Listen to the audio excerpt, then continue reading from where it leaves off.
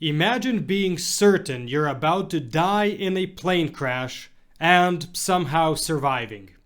This is what happened to a Canadian soldier during World War II.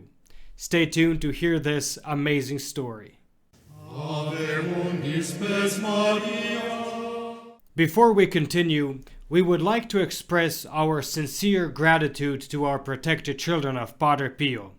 Your faithful support makes it possible for this apostolate to continue reaching souls day after day, offering consolation, strengthening faith, and keeping the spiritual legacy of Padre Pio alive for those who may be searching in silence. This work depends on a small community of committed supporters who help sustain it over time through prayer and steady generosity. If you are not yet part of this spiritual family and feel called to help uphold this mission, we invite you to join the protected children of Padre Pio. As a member, you're spiritually remembered through holy masses offered for your intentions and welcomed into a prayer community under Padre Pio's protection. You'll find a link in the description below. Now let's move on to our story. Today's fascinating story is sourced from the book Pray, Hope, and Don't Worry, True Stories of Padre Pio, Book 2 by Diane Allen. It is an account of wartime peril, divine protection, and a message that arrived before it was ever spoken. Listen to this. Canadian-born Desmond Montague served with the Allied forces during the Second World War. He was assigned to Royal Air Force Squadron 142, a unit responsible for long-range bombing missions. Along with the rest of his squadron, Desmond was stationed in Foggia, Italy, where the men lived in tents on a military base. One day, Edward, the pilot of the aircraft Desmond was assigned to, asked him if he knew the meaning of the word stigmata. Desmond did. He was a devout Catholic who carried a rosary in his pocket and lived his faith seriously. In fact, his own brother was a Catholic priest. Edward then mentioned that he had heard of a priest living nearby in San Giovanni Rotondo who bore the stigmata. Desmond was intrigued but skeptical.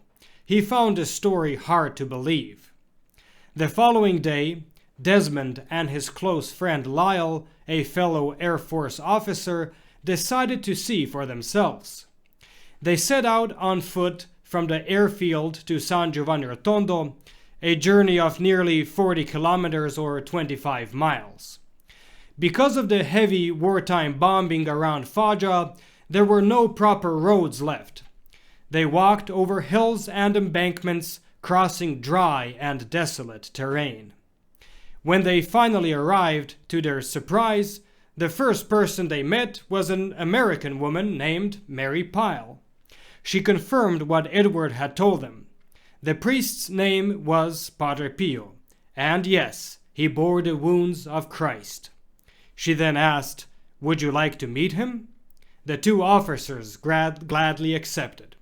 Mary led them to the church and gave them very specific instructions. Visits with Padre Pio, she explained, had to be conducted with dignity and respect. She brought them upstairs to the choir loft and directed them to kneel in a pew. It was in that very loft that Padre Pio had received the stigmata on September 20th, 1918. "Padre Pio will soon enter and kneel in the pew behind you," Mary said. "When he does, do not turn around and stare at him. He does not like to feel on display."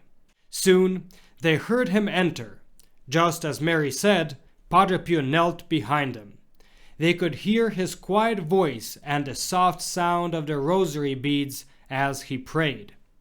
After a while, he gently touched them on the shoulder and they stood to greet him. Padre Pio was warm and welcoming. He had magnificent dark eyes and a beautiful smile.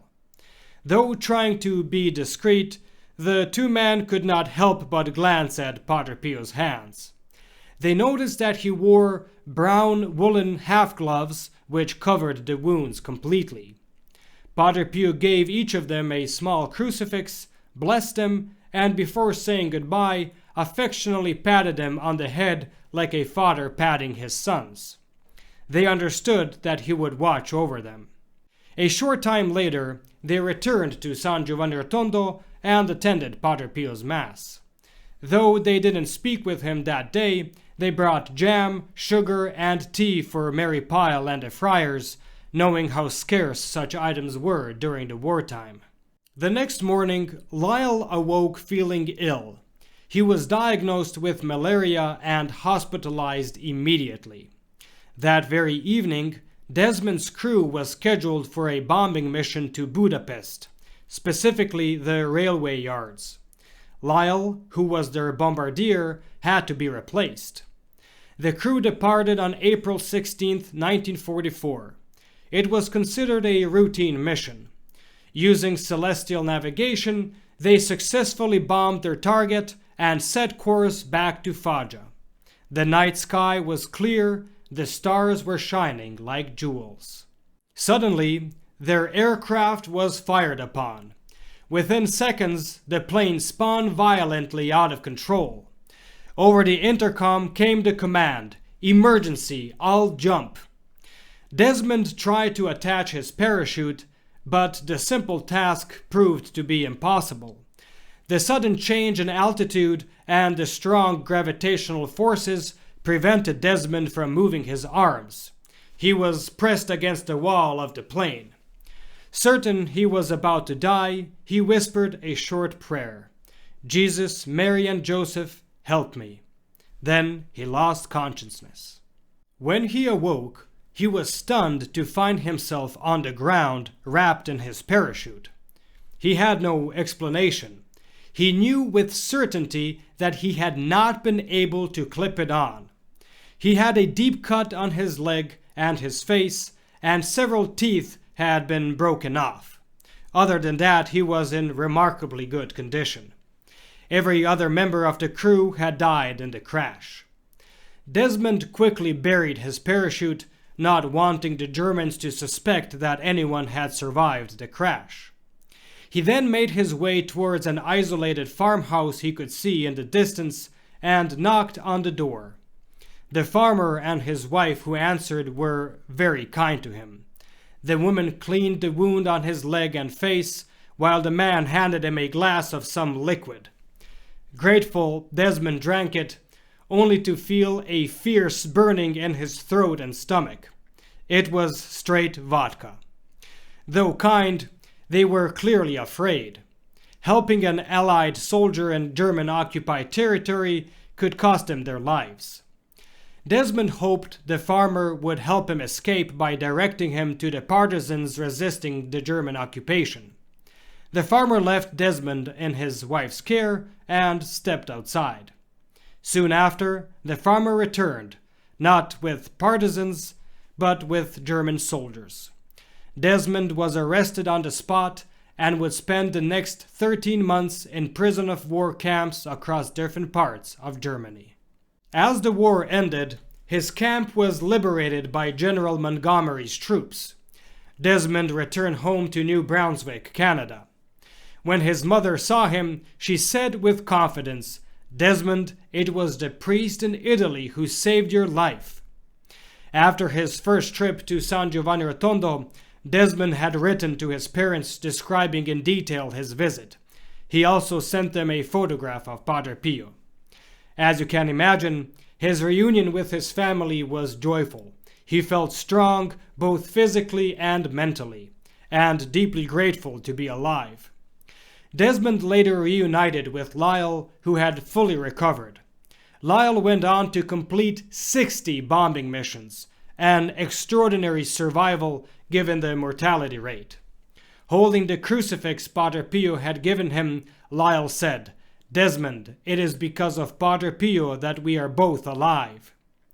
Years later, in 1963, Desmond's brother, Father Robert, whom I've mentioned earlier, finally traveled to San Giovanni Rotondo to thank Padre Pio for saving his brother's life.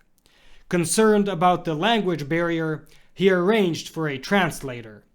But before a single word could be spoken, Padre Pio said, "Tell the young priest from Canada that I know he has come to thank me for my intercession in saving his brother during the war." And with that, our story concludes. Thank you for watching. May Our Lady and Padre Pio bless you, and we'll see you in the next video.